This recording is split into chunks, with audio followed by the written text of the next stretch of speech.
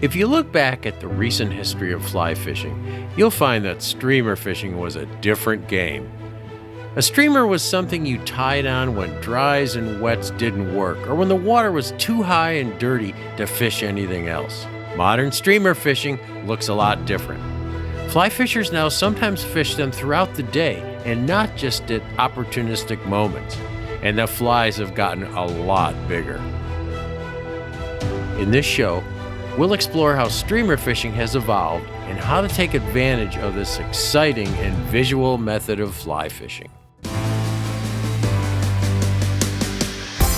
Oh yeah, nice fish!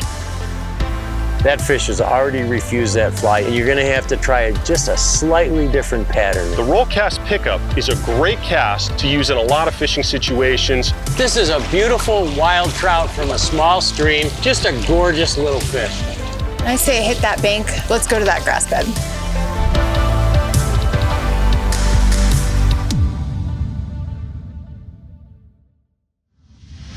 The Orvis Guide to Fly Fishing is supported by Orvis Fly Fishing, Yellowstone Teton Territory, Crazy Rainbow Ranch, Adipose Boat Works, Global Rescue, Trout Unlimited, Oscar Blues Brewery. You can catch big trout on nymphs and dry flies, but most experienced anglers know that to catch the biggest trout in the river, you need to fish big flies. Large trout don't feed as often as smaller trout, and they may feed only once a day or even once every few days. When they leave their protected lies to feed, unless a heavy hatch is in progress, they're more likely to look for bigger morsels they can capture with less energy. Baitfish, frogs, mice, and large crayfish.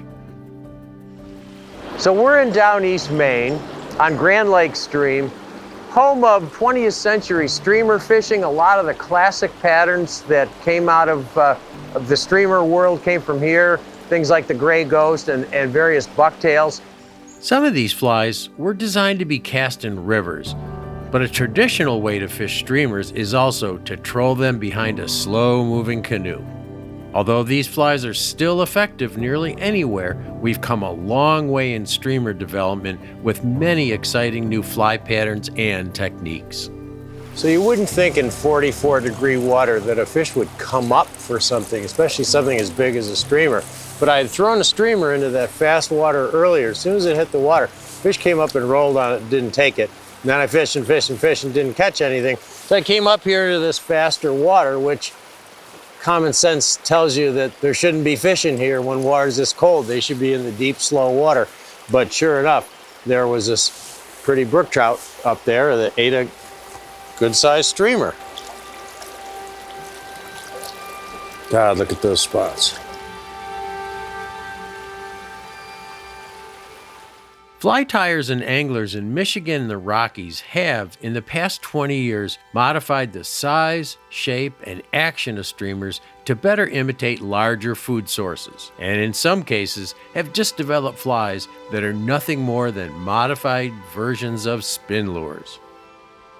Large wild trout have been known to eat 7-inch stock trout, and in some rivers, it's a primary source of food for them. So we know the traditional 2 to 3 inch trout streamer can be improved upon. There are times when a smaller streamer just does not trigger the aggression or meet the calorie need of a large, hungry trout. To get these big, enticing streamers, tyers often use long, flowing materials like marabou and rabbit fur, and to get the length needed, they often make articulated patterns that incorporate a hook on a trailing stinger to take advantage of short strikes. Streamer fishing is so exciting, it's so visual, and it's violent, but it isn't always on. You would think you could just throw a streamer out here and a big brown trout, if he's around, would just jump on it, but that's not the case. Some days the streamer bite is on, some days it's not. Luckily, today the streamer bite is on for us. In order to effectively fish streamers in rivers or lakes, it's important to use the right fly line, or at least a modification of your line. If you fish big, deep rivers or those with a heavy flow, you'll need to go beyond your standard floating line, especially because many of these modern streamers use deer hair heads which buoy the fly up in the water. And many modern techniques call for using an unweighted or neutrally buoyant fly on a sinking line to be most effective. The quickest and easiest way to fish a sinking line is to attach a sinking poly leader to your floating fly line. You then just add a 3-foot piece of 2X or 1X tippet to the sinking section to turn your floating line into a sink tip line. So we've been fishing a bunch of fairly shallow channels this morning, and we're going down into some deeper section of river with some deeper holes. And I've been using just a floating line with a weighted fly, and that's been fine. We've got some fish. But I'm gonna need to get deeper now, and I don't really wanna switch lines. So there's an easy solution, is to take a poly leader, sinking poly leader, and put it on the end of your floating line. So I'm gonna rig that up now. These sinking poly leaders are 7 feet of high density fly line, so it sinks very quickly, and it's tapered, so it casts like a fly line. So all I'm gonna do is loop this onto my floating line, and then at the tippet end, you don't need a tapered leader or anything. All I do is I put a bimini twist in a piece of 1X, 2X fluorocarbon, and it's just level. You don't want a tapered leader because you want this thing to stay down low when you're stripping it in. So the bimini twist gives you a little bit of extra strength at your knot connection, and also gives you a little bit of a taper on your tippet. You normally streamer fish with a streamer line or with a floating line? You know, I usually use a floating line, and I put those poly leaders on if I want to get deeper. Yeah, poly leaders are awesome. Yeah, they're just, I mean, I don't think I own a sink tip anymore. And if it's really heavy, I seldom with trout, but if it's really heavy water, I'll put on a depth charge. Yeah. Ooh, there's a fish. There he is. Oh, good one too. Not a bad one at all. Switching to that sinking line. Yep, get it down in front of him. Yeah, that's a good fish. I've noticed sometimes when they get lazy, they'll watch those things swim over their head, but if they don't swim right in front of their face. Oh, what is he, stuck on something? No, Or is he's just strong. Big. They're just strong. Super strong. Oh, that's a nice fish. Hey, stay wow. out. They don't like the world coming down on them. Whoa, man. Here I go. Okay, Whoa. there you go. All right. Woo. Good job. Good job.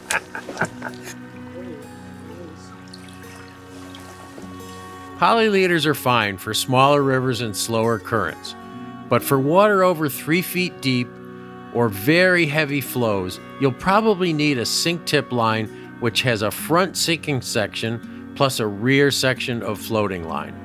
Your general purpose streamer line for most rivers and streams is a sink tip line with 12 to 15 feet of high density sinking line. It's ideal for getting a streamer down in the water column fast and keeping it there throughout the retrieve. For the very largest rivers, I also sometimes use a depth charge line in heavy water, which incorporates a full 30-foot sinking tip with an intermediate running line. It's your choice what kind of knot you use to attach a streamer to a heavy tippet like this. Some anglers prefer a loop knot because they feel it allows the fly to dart and wiggle in the current better. If you fish sinking lines, it's a good idea to modify your casting. Sometimes making one short cast to get your line on the surface and then a delivery cast works well. But let's visit casting instructor Pete Kutzer to get some detailed tips on casting sinking lines. I'm going to talk to you about casting sinking lines and intermediate lines. When I make a cast, if I want to get a tighter loop, I like to stop right around eye level. Hi, I'm Pete Kutzer with the Orvis Fly Fishing Schools. Today I want to talk to you about casting sinking lines and ways you can use these really effective tools to catch fish in deep water situations. Sinking lines are great, effective tools when you're fishing large bodies of water like this lake, maybe the ocean, even rivers in high water situations. With these sinking lines though, they do provide a challenge. When we cast that line out onto the water and it starts to get down deeper and deeper in the water column, we can't pick that line out back off the water to reset and make another cast. So we have to do a couple things. We can either strip this line in, get to that shorter length of line, and then start to false cast this line out, back out to our target, or we can do that roll cast pickup. Strip it into a moderate length, make a roll cast, then we can pick it up and shoot it back out. When we're fishing with these sinking lines and we have a large fly on, or even a small fly, we do have to open up our loop a little bit. We want to open up that loop just a little bit using what's called a constant tension cast or a Belgium cast. We're going to make a lower back cast, bring a rod up, and then make a high overhead forward cast. This constant tension cast keeps that line under tension, like its name says, and allows us to get that fly out there with a lot less effort and gets us right on target. I'll make a low angle back cast, bring the rod up over the top, and it keeps everything nice and easy so we can deliver that fly out to our target. Low angle back cast, over the head forward cast. Low angle back cast, over the head forward cast. That constant tension, keeping that leader nice and straight, is going to help get that fly out there with a lot less effort when we're using sinking lines.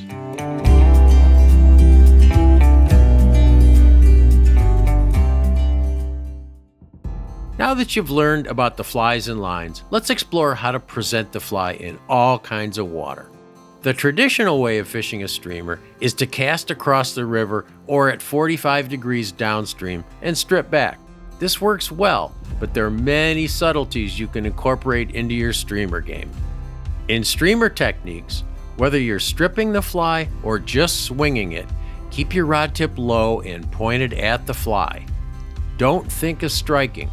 Just keep stripping until you feel the solid weight of the fish. Raising the rod tip to strike a fish may pull the fly away from a fish, and you also can't always get a solid set by using the rod. It's much better to strike with your stripping hand than quickly lifting the rod to fight the fish. Baitfish and crayfish don't often swim across current lanes, especially in faster water. They either struggle upstream or they dart downstream when being pursued by trout. By introducing a mend into your cast, either with a reach cast or by mending after the fly line hits the water, you can swim your fly upstream or downstream for longer distances than if you began your strip immediately. Additionally, an upstream mend can help to sink your fly a bit more before you start your retrieve. So sometimes when you're fishing a streamer, you want the fly to change direction, and it's really easy to do that with mends. So what I'm going to do is I'm going to cast my line out here. I'm going to start with a couple strips with the line straight, then I'm going to make a mend to the left, make a couple strips, make a mend to the right, make a couple strips, and that streamer will dart back and forth through the water like a predator's chasing it. As with any kind of fly fishing, you need to experiment with your retrieves until you find what works. In streamer fishing, it's especially important, as changing conditions can change the mood of the fish even from one day to the next. So there's a number of ways you can fish streamers. One is you can just cast across the current or quartering downstream and just let the fly swing. Maybe put a little mend in there to get the fly down a little bit, and then just let it swing in the current. Do nothing else. Let it come all the way around, strip it a few times back to you, pick up and cast again. You can fish a streamer upstream and kind of strip it back to you. You can strip it fast, or you can strip it with some pauses and let it flutter in the current. You don't have to worry about detecting a strike because the fish will really hammer this fly. And the other way you can do it is you can take that cross-stream delivery, and instead of swinging the fly, you can strip it and make it move. Sometimes you want to strip steadily. Sometimes you want to do maybe a couple little strips and then pause. Mix it up, because you never know on any given day what approach and what retrieve the fish are going to prefer. It's always a smart idea to listen to guides or just watch local anglers fish streamers. Here, Blake Jackson explains his streamer philosophy on the North Platte River in Wyoming. I think there's multiple techniques that we use when streamer fishing, but generally with a floating line, really kind of what you're doing, Tom, is ideal, where you throw it in super tight. And my big preference is to give it 2 or 3 good strips off the bank and then slow it down just a little bit in order to let it sink. Okay. And really primarily because we're using a floating line. If we were using a sink tip or like a bank robber line, that sort of thing, we might strip it a little quicker because we've got some tungsten tipped line to help get some depth to it. But a lot of our fish will sit up in that shallow shelf right off the gate or right out of the bank, and then once it drops off the shelf, it's a little better to let the streamer fall slightly and get a little bit of depth to it. And I'm also a big fan of mending it if need be. I think a lot of folks don't, a lot of anglers don't think about mending a streamer line, but you can often get a big downstream loop to it that'll accelerate it to a point, not allowing the streamer to sink a little bit. And a downstream loop throws it parallel to the bank. Yeah. Keeps it more parallel to the bank. Right, which has some advantages, but at times, it also increases your speed, right? So yeah. If you're looking for it to sink a little bit, then giving it a little mend and letting it kind of fall isn't a bad thing. And I've been doing more and more kind of vertical streamer fishing, if that makes sense, right? I mean, I think any fishing is a continuous learning process, but letting it fall a little bit and think more like you were jigging a streamer off the bank, where you let it fall off the shelf and get some depth and then give it some movement. Often I see a weird evolution in streamer fishing where someone's pretty good at it when they're not really good at it, because they're so erratic and variant at times, right? And then they get kind of used to it and they get smooth and consistent and even. And in a fishery like this, where we really don't have sculpins or bait minnows that are real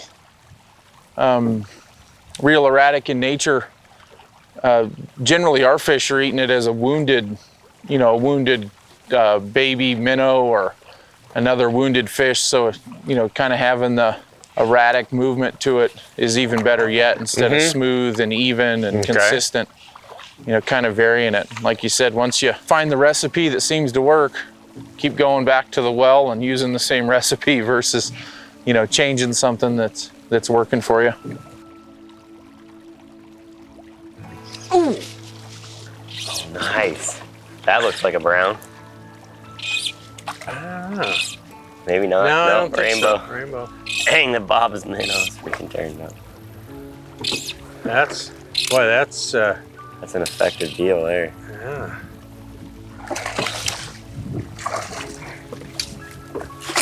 A little bit better fish. Yeah, getting bigger.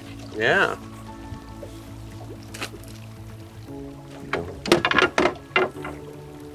Speed.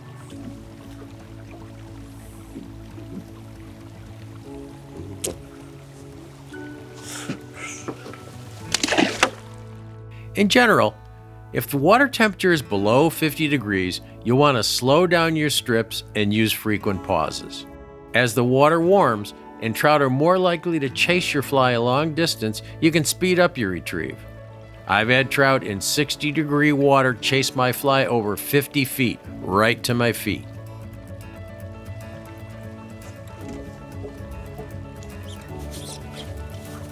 There's a fish. Yes. On the streamer.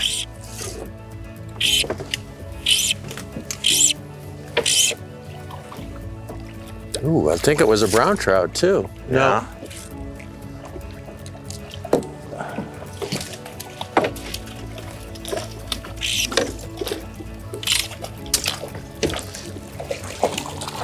Good job.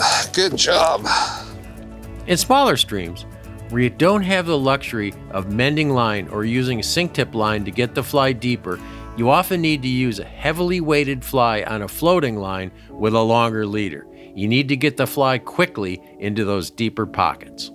Sometimes, especially in slower water, fishing unweighted streamers on a long leader can dredge up trout, even in bright sunlight. You know, you don't always want to just throw a streamer to the bank and rip it back to you, even from a drift boat. There are times when the fish aren't on the banks, or the fish are deeper, or it's bright sunlight, and it's just not going to work. So you got to have a few other things in your bag of tricks, like dead drifting a streamer, fishing it deeper and slowly with just a little bit of motion. So to do this, you need a weighted streamer and maybe 2 weighted streamers, or a weighted streamer and a split shot, or 2 weighted streamers and a split shot. You need to get down. And it's easiest in most water, believe it or not, with a floating line. You want a floating line with a relatively long leader, maybe 9 to 12 feet long, so that you can get those flies down. You have a lot of control with a floating line, and you can manipulate those flies a lot easier with a floating line, and you can see your strikes better. So to do this, of course, it varies in what kind of water you're in, but you basically want to try to throw your streamer or streamers at an upstream angle, and don't give them much action. So you want to throw them upstream. You want to keep a tight line all the time. So you want to strip line back to you, and then occasionally maybe give it a little twitch by stripping line a little bit faster and then letting it settle, but it's not a constant stripping motion. You want the fly to move a little bit and then to tumble in the current. So whatever you need to do to keep a tight line, keep that fly drifting in the current, keep it deep, and then every once in a while, give it a little twitch. Come on, fish.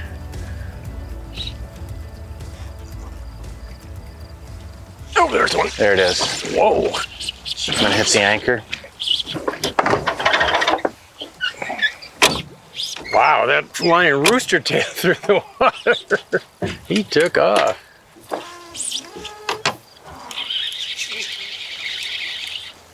Oh, jump. Gonna be another jump too, I think. Maybe another jump.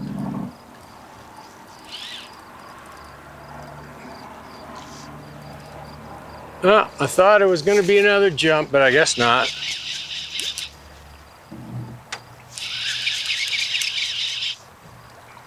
It's not a huge fish, just got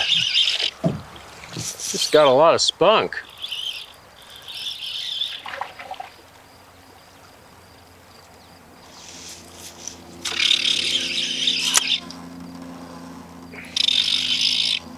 Nice We job, were just Tom. talking about how slow it had gotten.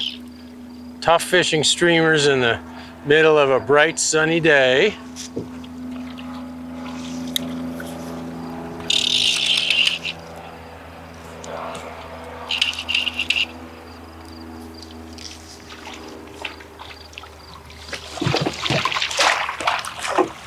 Thank you, Jeremy. You're welcome.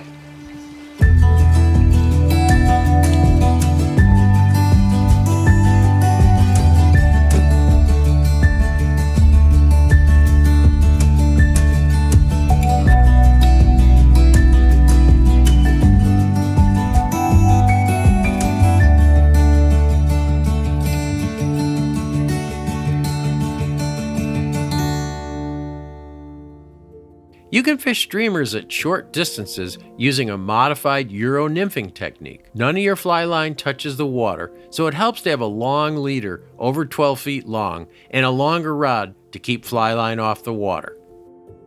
Use a small, heavily weighted streamer or a split shot ahead of your streamer. Lob the fly upstream, and with a high rod tip, keep constant tension on the fly and twitch it slightly as it rolls down in the current. This is a deadly imitation of a sculpin or a crippled baitfish. Trout spey is a relatively new and fun way to fish streamers while covering a lot of water. You can do it with an ordinary fly rod or with a light two-handed rod commonly known as trout spey or micro-spey rod. These rods offer the ability to make a much longer cast using a modified Skagit line, and they're especially useful if you have limited backcast room. A sinking head on the end of the Skagit line allows you to get your flies deeper on the swing. Sometimes when you're trying to do this, you have your back against the stream and you can't make a back cast. So you're forced to roll cast. And it can be tough to roll cast halfway across the river. One of the ways to do this is to use a modified two-handed cast. So you can do a little snap tee or a double spey or a single spey, and that'll set you up for your roll cast, and then you can make a roll cast across the river. So I'm here in this big flat pool, I'm trying to get across there. It's very efficient, it's less tiring, and it's kind of fun. It's not going to be as pretty as with a two-handed rod because you don't have that length and that slower rod, but it works pretty well. You can swing the fly just like you would for salmon or steelhead, or you can introduce short pulses with the rod tip or with your stripping hand to move the fly. Swinging streamers is so much fun, and some days you have your heart set on it, but they don't always produce, so you have to adjust and get over it. Hanging a nymph on the end of your streamer is a great trick when other things don't work. So fishing's been tough, and when it's tough, you gotta be adaptable. I've been swinging streamers through this pool, classic streamer water, and nothing. So what I did is I've got a sinking tip on here, short leader, and a little streamer, and then a hare's ear nymph dropped off that. Not something I normally do, but you know, you gotta try different things. When things aren't working, you have to switch it up. And so the hare's ear nymph was what caught this cute little brookie. Pretty fish, beautiful, beautiful shape. Big trout, especially browns, do a lot of feeding at night. Night fishing requires special care. First, never fish alone at night. Always go with a buddy. Second, know your water well. Never fish a stream you have not scouted during the day. You need to know where the submerged logs and drop-offs are. It's easy to see at night during a full moon, and you can try it, but from my experience, a dark night is always more productive when night fishing for trout. This is mainly a game for late spring through early fall. Warm, muggy nights seem to be the best. The best places to fish at night are typically those you would ignore during the day. Big trout move into the shallows, particularly backwaters and tails of pools at night, to hunt for baitfish, mice, and frogs. Your cast should be short, and your leader should be short and stout, about 5 feet at 20-pound test, because there's no room for playing fish at night when you can't see submerged snags. Flies to use at night include mice, unweighted streamers, or streamers with a deer hair head that make a wake on the surface. Black streamers are most visible at night, so keep your flies on the dark side. This is no place for slim baitfish imitations. Most of this fishing will be by feel, so one of the best ways is to cast across the current and just let your fly swing and wake on the surface. You can introduce little twitches by throwing in a few strips, but keep them small and slow. Strikes will typically not be vicious. You may hear a splash, or you may just feel a solid weight on the end of your line. Since you're fishing by feel, don't strike if you hear a splash. Strike once you feel the weight of the fish. Don't baby the fish. You've got a stout leader on the end. Get them in quickly before they run you into a snag in the dark. Some of the most exciting trout fishing is with mice because all the action happens on the surface. And mice are not only for fishing after dark. In some places, under the right conditions, trout will smash mouse patterns in the middle of the day. A mouse is a big piece of protein, and mice trigger the hunter-killer instinct of big trout. It's worth it for a trout to move 10 feet for a mouse because the energy expended in chasing a mouse is worth it. There are lots of mouse patterns available, and they all work well. Some are more difficult to cast than others, especially with a standard trout rod. You don't need a giant mouse pattern to be effective, and color doesn't seem to be that important as long as the fly looks alive when it swims and creates a disturbance that attracts trout from a distance. Many mouse patterns are meant to catch fishermen instead of trout. I doubt if trout will refuse your fly if it doesn't have the right color ears or whiskers. But they sure are fun to tie and fish. You need a floating line, a relatively stiff, short leader, like a regular knotless trout leader, cut back to about 6 feet and ending in a minimum of 1X or OX, which is about 12 to 15 pounds break strength. Cast your fly to a likely spot, sometimes right up on the bank. Try a twitch and pause retrieve or a slow, steady retrieve. Sometimes just swinging the fly in the current, especially in the tails of pools, can be effective.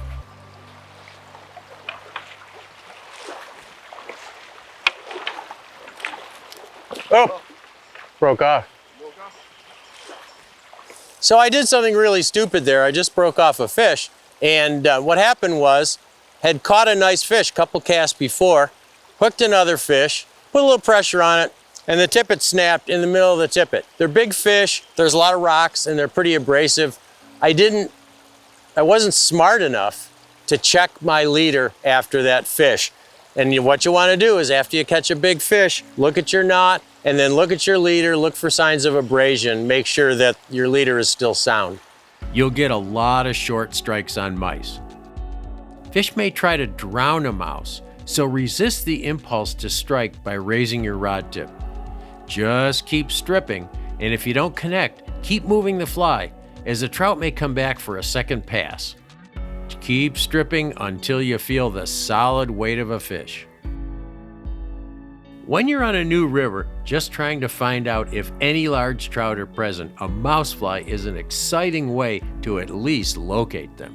So we're here in a different river today. It's the outlet of a lake, and it's, as you can see, it's wider, shallower, but there's a central current out here where it's deeper, where we think the trout are. Not knowing anything else, I'm gonna start out with a mousefly, see what happens.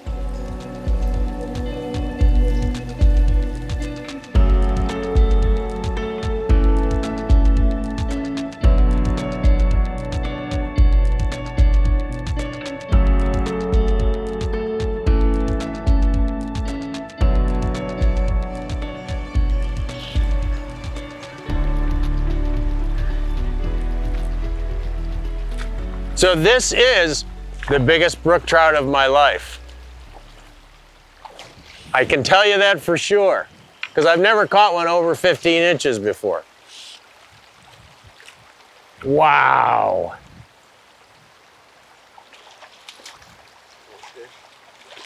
Okay, wow. Oh my God. Look at those colors.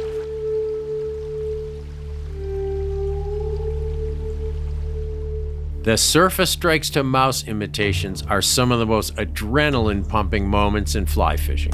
But unless you have your heart set on fishing surface flies, conventional streamers will land big trout for you on a more reliable basis. Whoa!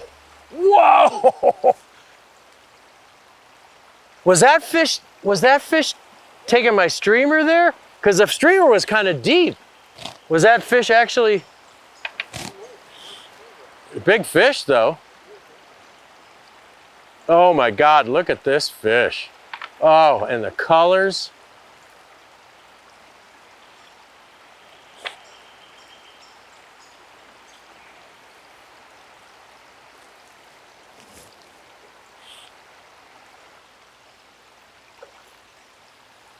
Whoa!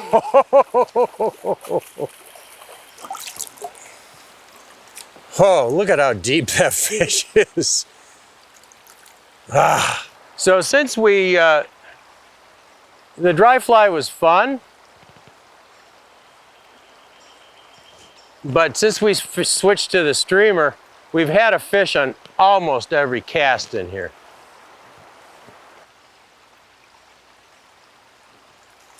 Oh, Jesus! Oh my God. I've never seen a brook trout jump like that. We're going. We're going for a ride. You can get him in here, I think, before he gets, walk up to him. Wow! Woo-hoo! So this is definitely the biggest brook trout of my life. Emil, how much does that fish weigh, do you think? Say maybe about 6.5. 6.5 pounds, wow.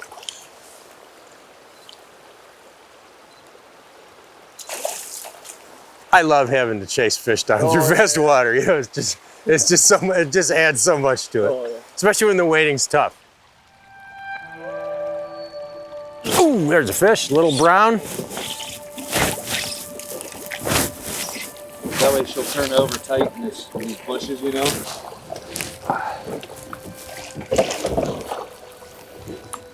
That's a pretty brown. Isn't it? Yeah. Looks Lockhaven almost. Yeah. Thanks for watching our show on modern streamers. You know, you don't always catch big fish on streamers, but it's always fast-paced, it's exciting, sometimes it's visual. When you're fishing streamers, don't ignore the little tiny traditional streamers. Sometimes they're more subtle and more effective than the big, ugly, articulated things. You'll notice that we concentrated more on streamer fishing technique than we did on choosing fly patterns and colors. Honestly, I think picking a streamer is more a matter of luck and whimsy, and in the long run, it might not matter that much. Sure, there are some days when a particular streamer pattern seems to light up the fish, but I'm not sure that any old streamer might work. Pick a streamer, fish it various ways, and then if it doesn't work, it just might not be a streamer day. The unpredictability is what makes fly fishing fun.